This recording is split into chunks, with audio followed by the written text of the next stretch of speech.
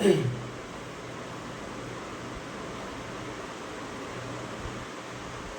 to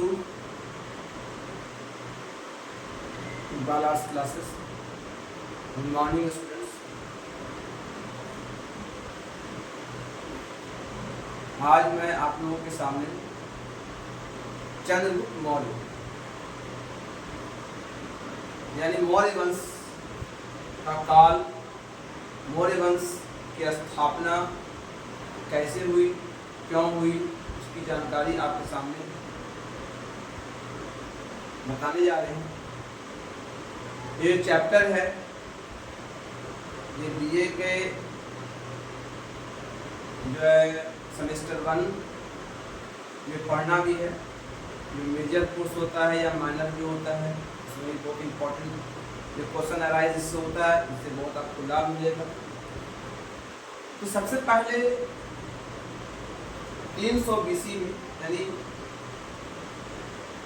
Bharat में जो है मगध में मौर्य साम्राज्य का आगमन एक बहुत बड़ी नए युग की शुरुआत थी, क्योंकि मौर्यों के आगमन से पूरे भारत में, खास करके मगध में और मगध के क्षेत्र में एक संगठित सरकार, एक वेल मैनेज सरकार बनने की संभावना पैदा हुई। इससे पहले भी जो राजा होते थे नंद वंश, या नंद वंश से पहले शिशुनाग वंश, या उससे पहले जो हर्यक वंश के राजा थे, उसमें नो डाउट उसमें कोई कमी नहीं थी, लेकिन एक संगठित सरकार बनाने के लिए, एक वेल मैनेज गवर्नमेंट चलाने के लिए, एक नए युग की शुरुआत में करने में मौर्य काल की प्रमुख भूमिका है, जिसने पूरे भारत को एक सूत्र में बांध दिया। विशेषकर अशोक के काल में पूरा भारत, उत्तर भारत है ना, उत्तर में कश्मीर से लेकर के दक्षिण में, साउथ इंडिया में है ना, कन्याकुमारी तक लगभग सारे क्षेत्रों पर उसने कब्जा कर लिया। और मतलब पश्चिम में ईरान तक उसने हुकूमत स्थापित की। तो एक पूरे भारत को कहते हैं ना, अखंड भारत की निर्माण किया था अशोक वर्धन ने। तो इनके काल का जो एक प्रकाशमय युग रहा है, शानदार युग रहा, ठीक है। अब इसमें एक सवाल उठता है कि मौर्य काल की शुरुआत कैसे हुई। तो एक बहुत बड़ी स्टोरी इसकी है। यह है कि इससे पहले यानी 322 से पहले भारत में नंद वंश की हुकूमत थी। नंद वंश की बहुत महान थी, पैसे की कमी नहीं थी। इतिहासकार बताते हैं कि यहाँ पर धन धान की कमी नहीं थी, सोने चांदी के भंडारा लगे रहते, भंडार थे यहाँ है ना, पैसा भरा पड़ा था। अमीरी मतलब पैसा कहीं से भी आता था, यानी यहाँ तक कि गंगा के लहरों से भी टैक्स वसूलते थे, मतलब हर तरह से पैसा कमाते थे। लेकिन जो अंतिम राजा था धनानंद, उसकी जो कुछ नीतियां थी, जो उसके जो चाल चलन थे, जिसके कारण बहुत से लोग उनके विरोधी हो गए। विशेषकर जो चाणक्य, जो पटल थे है ना, इन्होंने कसम खाई, शपथ ली कि तेरे साम्राज्य को हम हटा के रहेंगे। तो उसी तकदों में है ना, उसी कोशिश में मौर्य वंश के नींव पड़ी। उसकी एक छोटी सी कहानी ये है कि जब इनको बहुत ही अपमान किया नंद वंश के राजा धनानंद ने, तीनों ने कसम खा रखी थी और इसी सोच में चले जा रहे थे कि इसको खत्म कैसे किया जाए। इंसान कहता है ना, जहाँ पे चाह होता है वहाँ पे राह होता है। जहाँ पे चाहत है आपको वहाँ पर राह मिल जाएगा, राहत उनको आपको रास्ता मिल जाएगा। तो चंद्रगुप्त मौर्य के बारे में आता है कि चंद्रगुप्त मौर्य कौन थे। चंद्रगुप्त मौर्य के बारे में कहा जाता है कि ये मौर्य वंश के थे, ये मौर्य जाति के थे। अलग अलग इतिहासकार का कहना है। कुछ लोग बोलते हैं कि ये शूद्र जाति के थे, कुछ लोग बोलते हैं कि ये वैश्य जाति के थे, इतिहासकारों के अलग अलग मत, लेकिन एक इतिहासकार हैं जिनका नाम है हेमचंद्र, उन्होंने लिखा कि ये जो थे एक गांव मयूर पोषक, मयूर मतलब वहां पर मोरों की बहुत ही पालन पोषण होता था, मोर को पालन, इसलिए मयूर कहा गया। मयूर के पालक होते थे, तो जो मयूर के पालक होते थे उन्हीं के जो मुखिया थे, गांव के जो मुखिया थे, है ना, मयूर पालक जो गांव था पूरा मयूर मोर का पालन होता था, उनके जो मुखिया थे उन्हीं की बहन का बेटा था ये अशोक, ये चंद्रगुप्त मौर्य। इसलिए उन्होंने अपने नाम में मौर्य रखा, अपने टाइटल में मौर्य रखा। एक इतिहासकार ये बताते हैं। कुछ इतिहासकार बोलते से महावंश में लिखा गया है कि मौर्य क्षत्रिय थे। इसी तरह मुद्राक्षस में, विष्णु पुराण में, कथा साजिद सागर में, बृहद कथा में इन्हें शूद्र कहा गया, मौर्य शूद्र थे। तो पुस्तकों में जो जितने पुस्तक हैं, साहित्य हैं, सब में अलग अलग मत कहा गया है चंद्रगुप्त के बारे में। लेकिन चंद्रगुप्त के बारे में कहानी यही है कि बौद्ध अनुश्रुतियों के अनुसार चंद्रगुप्त मौर्य के माता के गर्भ में ही थे। उसी समय उनके पिता जो कि एक मौर्य नगर के प्रमुख थे, है ना, उनको एक युद्ध में वो शहीद हो गए, मतलब कत्ल कर दिए गए, मारे गए। उसके बाद माता ने सुरक्षा के लिए उसे गौपालकों के हवाले कर दिया, मतलब जो गौपालक होते थे, जो पशुपालक होते थे, उनके हवाले कर दिया, है ना, ताकि कोई पहचान न सके ये राजा का बेटा है, ये मुखिया का बेटा है, ऐसा न कि दुश्मन उनको ही मार दे, ये कहा गया। तो वो पालकों ने उनको पाल पोस के बड़ा किया और फिर गोपालकों ने उसे एक शिकारी के हवाले भेज दिया। तो उसी समय प्रतिभा के धनी थे, तो उसी समय हम उम्र के बालकों के साथ वो जो है खेला करते थे। तो उस बालकों के साथ मंडली के राजा बन करके झगड़ों को सुलझाया करते थे, जिसे राजकीलम खेल कहा जाता है।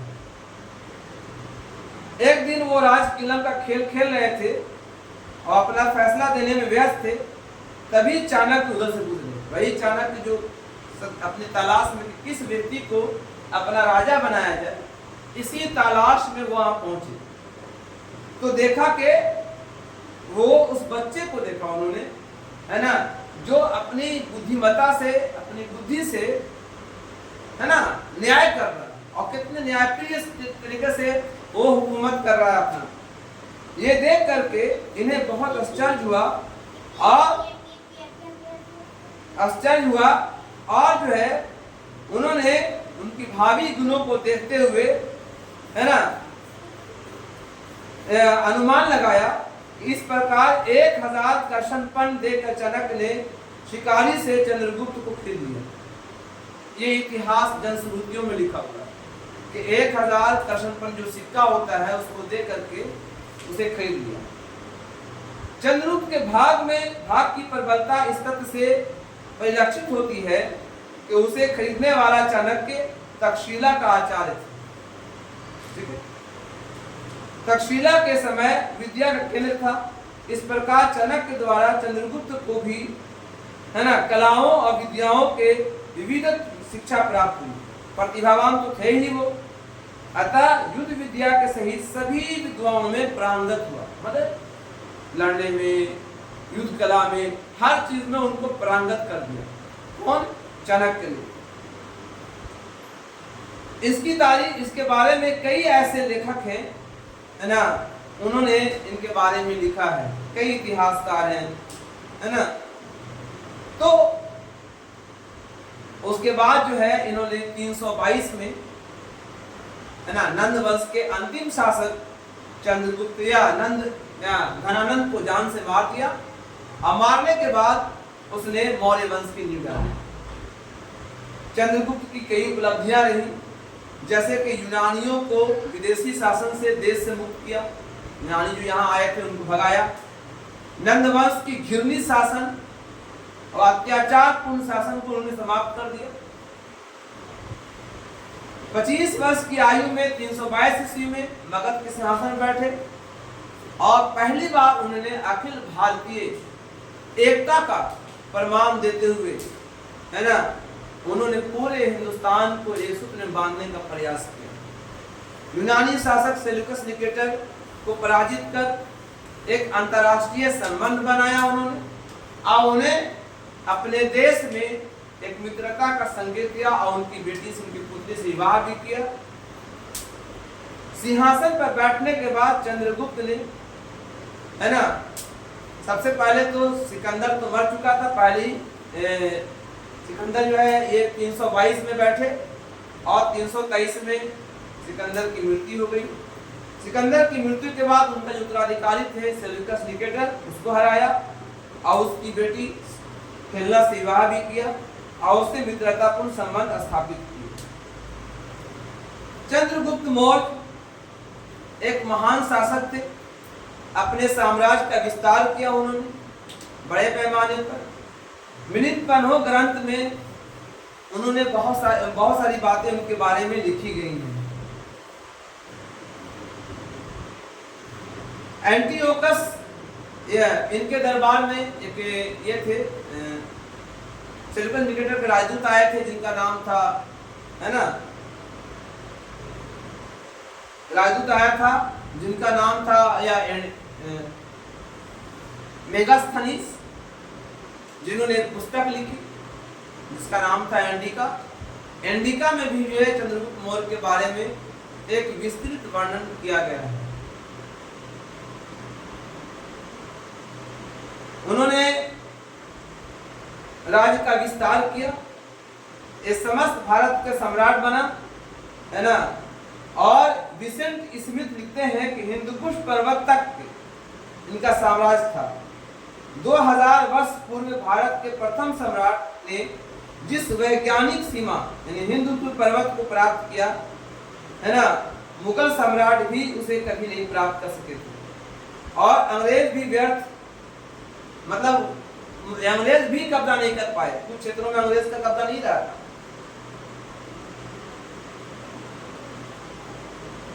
क्योंकि बूढ़े हो चुके थे, तो वृद्धावस्था में, क्योंकि वो जैन मुनि थे, जैन धर्म को मानते थे, तो जैन मुनि भद्रबाहु से जैन धर्म का दीक्षा ली और वो चले गए बेंगलुरु। बेंगलुरु में श्रवण बेलगोला में जाके संलेखन किया। संलेखन कहते हैं, जैन धर्म में एक नियम है कि अगर अपनी इच्छा मृत्यु प्राप्त करना है तो संलेखन करते हैं। यानी संलेखन का मतलब होता है उपवास, है ना, खाना पीना छोड़ देते हैं, धीरे धीरे शरीर जो है दुबला होकर के, है ना, कमजोर होकर के मृत्यु प्राप्त कर लेते हैं, उसी को बोलते हैं महापरिनिर्वाण। तो उन्होंने जो है संलेखन किया और शरीर को त्याग दिया। श्रवण बेलगोला को एक थोड़ा सा पहाड़ी आज भी चंद्रगिरी के नाम से जाना जाता है, तो चंद्रगुप्त मौर्य के नाम से, इसलिए उनको चंद्रगिरी कहा जाता है। और वहाँ चंद्रगुप्त बस्ती नामक एक मंदिर भी है ना। कई लेखकों में भद्रबाहु और चंद्रगुप्त मुनि के उल्लेख मिलते हैं। निष्कर्ष ये कहना है कि चंद्रगुप्त एक महान शासक थे, एक महान विजेता थे, एक साम्राज्य निर्माता थे, एक कुशल प्रशासक थे, है ना, एक प्रतिभावान व्यक्ति भी थे, है ना। और चाणक्य ने जो प्रतिज्ञा ली थी उस प्रतिज्ञा को इन्होंने बड़े ही अच्छे से निभाया और एक विशाल साम्राज्य के निर्माण की नींव डाली, जिसको आगे उनके पुत्र बिंदुसार ने आगे बढ़ाया। तो अगर हम कह सकते हैं कि चंद्रगुप्त मौर्य कौन थे और उनकी महानता क्या थी, मैंने डिटेल में आप लोगों को बताया, ठीक है। इसके बाद जो है जो दूसरे शासक आए उनका नाम था बिंदुसार। क्या नाम था?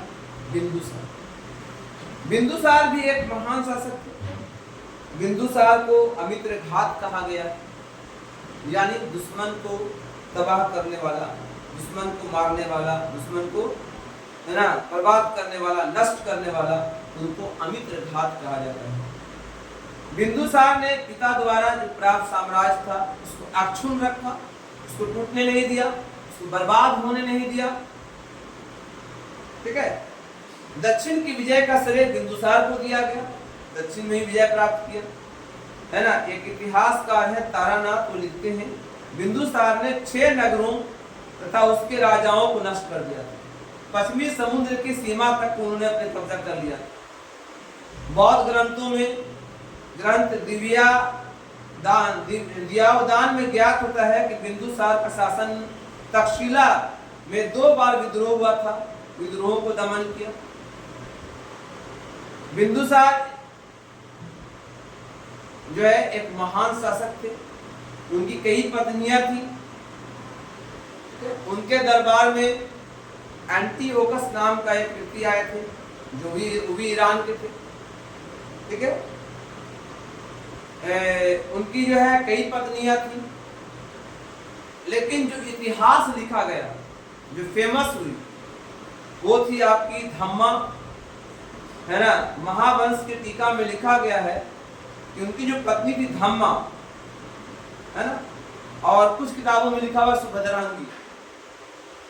ठीक है, उनसे एक विवाह हुआ था, किसी एक मतलब युद्ध के बाद जो है जो बहुत घायल हो गए थे, वो घायल होने के कारण उनकी सेवा की एक वैद्य थी, वो बहुत बड़ी ज्ञानी थी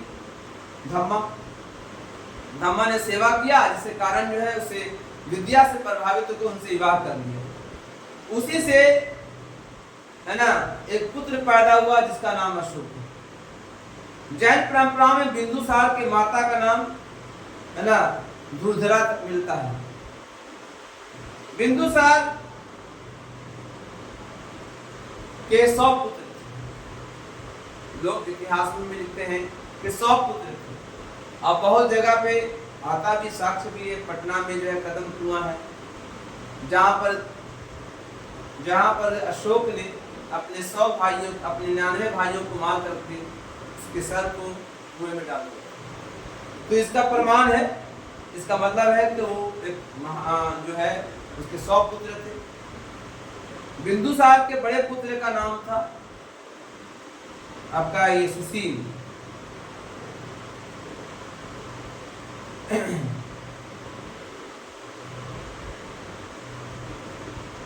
बिंदुसार के मरने के बाद उसका पुत्र अशोक गद्दी पर बैठा। बिंदुसार ने हुकूमत किया 298 बीसी से लेकर के 298 बीसी से लेकर के 273 बीसी तक। उसके बाद जो है अशोक ने 273 बीसी से 236 बीसी तक हुकूमत किया। अशोक का शासन काल एक महान शासन काल रहा। अशोक के शासन काल को एक चक्रवर्ती सम्राट कहिए, वे समझिए कि वो अशोका दी ग्रेट कहा जाता है, क्योंकि इसने ऐसे इतने विशाल साम्राज्य की स्थापना की। ठीक है, अशोक की गणना विश्व के उन सम्राटों में होती है जिन्होंने अपने युग में एक छाप छोड़ी थी। ठीक है, अशोक के बारे में इतिहास में बहुत सारे कहानियां हैं। साहित्यिक और पुरातात्विक स्रोतों से बहुतायत मिलते हैं, परंतु उनके प्राप्त जानकारी काफी भ्रामक होने के कारण सामग्री का संतुलित और वैज्ञानिक अध्ययन करना पड़ता है। सिरली ग्रंथ दीपवंश, महावंश, अशोककालीन इतिहास का प्रमुख प्रकाश डालते हैं। बुद्ध घोष के सुमंगल विलासनी और सामंत पासादिका यानी विनय टीका जो है अशोक के संबंधित जानकारी प्राप्त होती है। अशोक के बहुत सारे अभिलेख भी हैं, अभिलेखों में उनकी जानकारी मिलती है। प्रारंभ जीवन के लिए साहित्यिक स्रोतों का निर्भर रहना पड़ता है। ठीक है,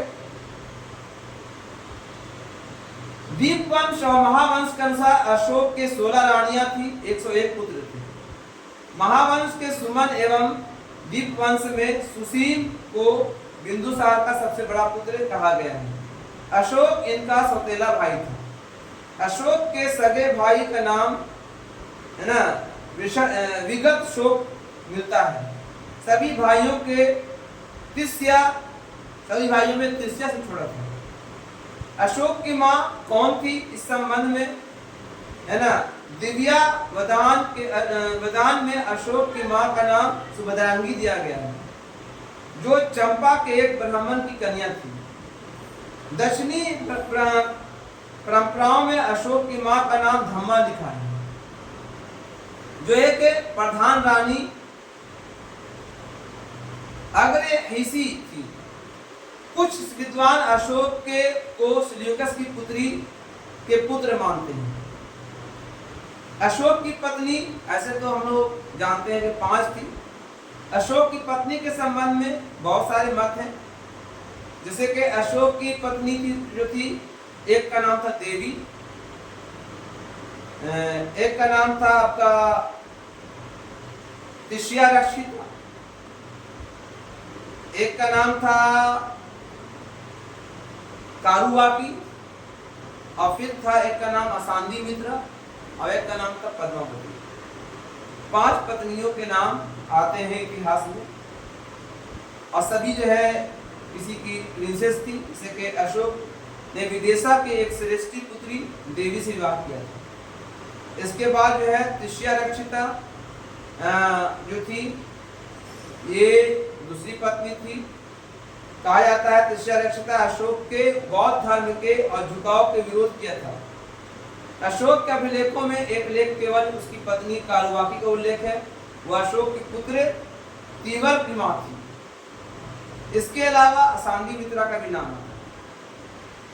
सत्ता प्राप्ति के बाद अशोक ने कुछ जो काम किए, जो बहुत निंदा भी की जाती है। जैसे कि महावंश के अनुसार अशोक ने 99 भाइयों की हत्या कर दी थी। दीपवंश में लिखा गया है कि अशोक ने 99 भाइयों की हत्या कर दी थी। दिव्या वदान के अनुसार बिंदुसार सुसीम का जो राजा बनना चाहता था बिंदुसार के बाद, परंतु प्रधानमंत्री खल्लाटक सुसीम से संतुष्ट नहीं थे। इसके कारण अशोक को राजा बनाया गया। खल्लाटक ने 500 अमात्यों को अशोक के पक्ष में कर दिया और इस तरह से उसको राजा बना दिया गया।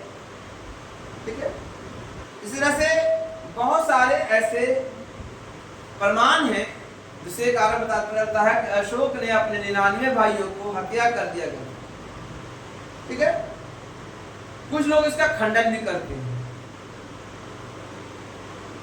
अशोक का नाम अशोक था, है ना। दिव्या वदान में लिखा हुआ है कि अशोक का नाम अशोक था। सिंहनी परंपरा में लिखा हुआ अशोक का नाम प्रियदर्शी था या प्रियदर्शन था। वास्की के अभिलेख में लिखा हुआ है अशोक का नाम प्रियदर्शी था, है ना। और गुजरा अभिलेख में लिखा हुआ अशोक का नाम अशोक था। दीपवंश और सुमंगल विलासिनी एक पुस्तक है, उसमें नाम लिखा हुआ प्रियदर्शन। पुराणों में उनका नाम है अशोक वर्धन। तो अशोक के कई नाम हैं, कुछ कुछ अभिलेखों में बहुत सारे नाम उसके हैं। तो अशोक एक महान शासक था। अशोक ने जब बौद्ध धर्म जब जो है सत्ता संभालने के बाद उसके 8वें साल बाद कलिंग का युद्ध हुआ। कलिंग का युद्ध एक भयानक युद्ध था और यह हुआ था 261 बीसी में, जिसने अशोक के जीवन चरित्र को बदल दिया, अशोक की जिंदगी बदल दी। ठीक है, अशोक ने जो इतना खून देखा, ब्लड देखा, और जो इतनी भयानक युद्ध हुआ जिसमें सारे लोग मारे गए, कलिंग राज के सारे लोग मारे गए, खून की नदियां बह गई।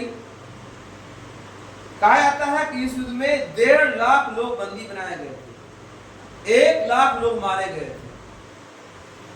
अशोक के 13वें शिलालेख में इसके बारे में लिखा गया है।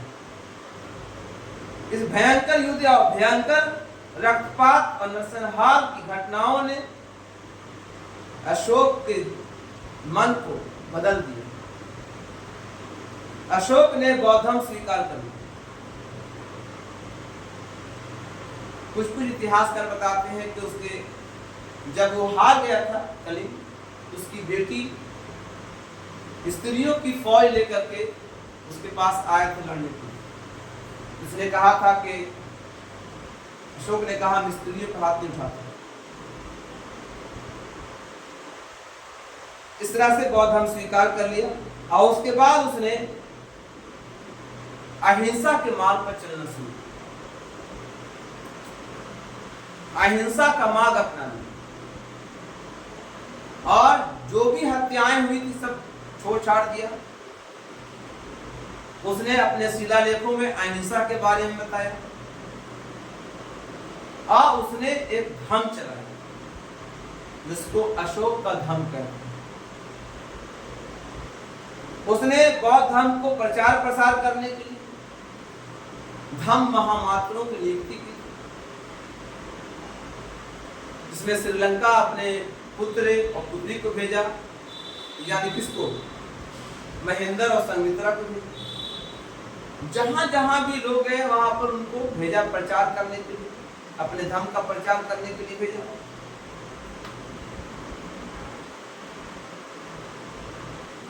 जब बौद्ध धर्म स्वीकार कर लिया तो बहुत सारे काम छोड़ दिए जो पहले वो करता था, जैसे मांस मछली खाना बंद कर दिया, आखेट बंद कर दिया, विहार यात्रा बंद कर दिया।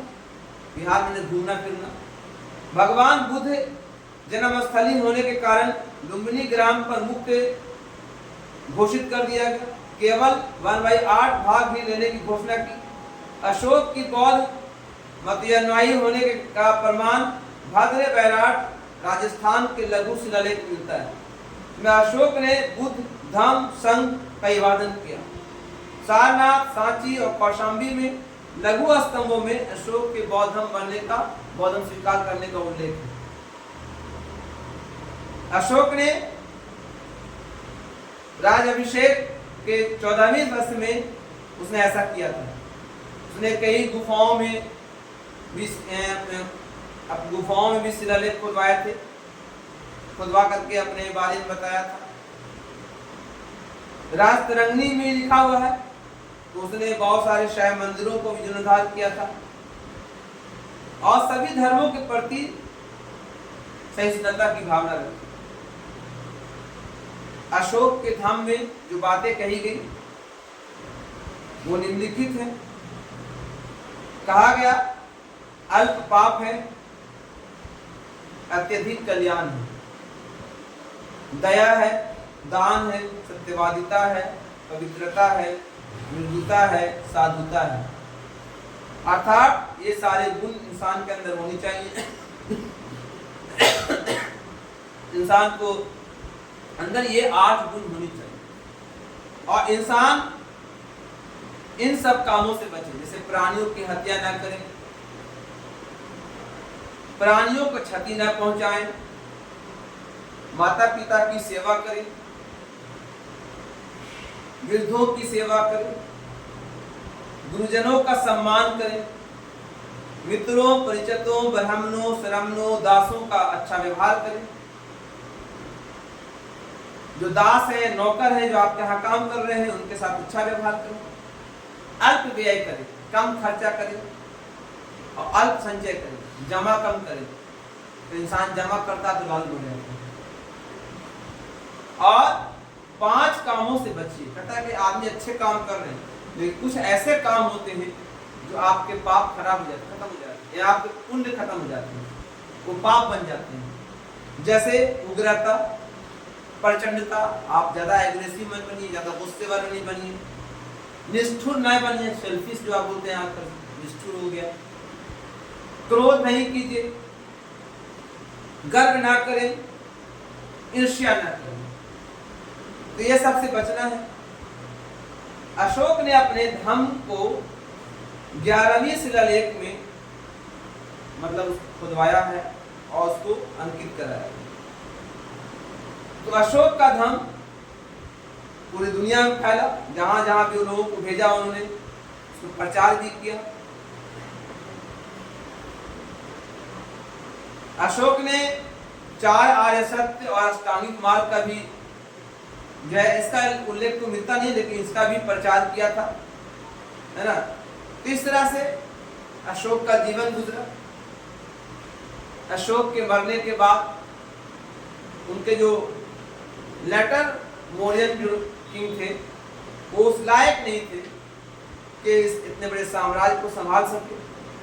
धीरे धीरे उनका साम्राज्य पतन हो गया और अंतिम राजा वीरद्रथ को, है ना, मारकर नए वंश की शुरुआत हुई। और वो नया वंश जो था,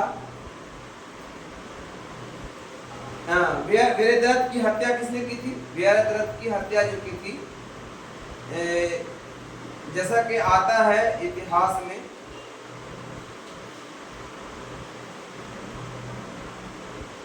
बताते हैं आपको नाम। वीरद्रथ की हत्या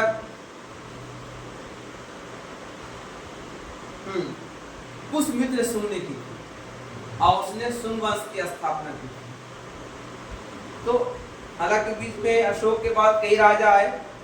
कुछ लोग बोलते कलहन जौलौक लिखते हैं, कलहन जौलौक नाम था। कुछ लोग बोलते हैं कुणाल नाम था, है ना। कुछ लोग बोलते हैं एक पुत्र और थे उनके, जिनका नाम था संप्रति। लेकिन अंतिम राजा थे वीरद्रथ, जिसको मार करके उसने मौर्य वंश की बुनियाद, मौर्य वंश को खत्म कर दिया और एक नए वंश की शुरुआत की। अगले वीडियो में हम लोग शिलालेख के वैल्यू, शिलालेख क्या है उसके बारे में बताएंगे। फिर आपको अलग से जो है कुछ क्वेश्चन बताएंगे इसमें से। फिर आपके मौर्य वंश का पतन का काल बता देंगे। फिर मौर्य वंश का साम्राज्य प्रशासन बता देंगे। मौर्य वंश का अर्थव्यवस्था कैसी थी वो बता देंगे, कितना विकास किया था, ठीक है। कला स्थापत्य क्या क्या क्या क्या था उसके बारे में बताएंगे। तो इस तरह से अगले वीडियो में मौर्य काल के प्रशासन वगैरह को डिटेल में करेंगे। ये वीडियो हम यहीं पर अंत करते हैं। इस वीडियो को लाइक कीजिए, सब्सक्राइब कीजिए, शेयर कीजिए। Thank you.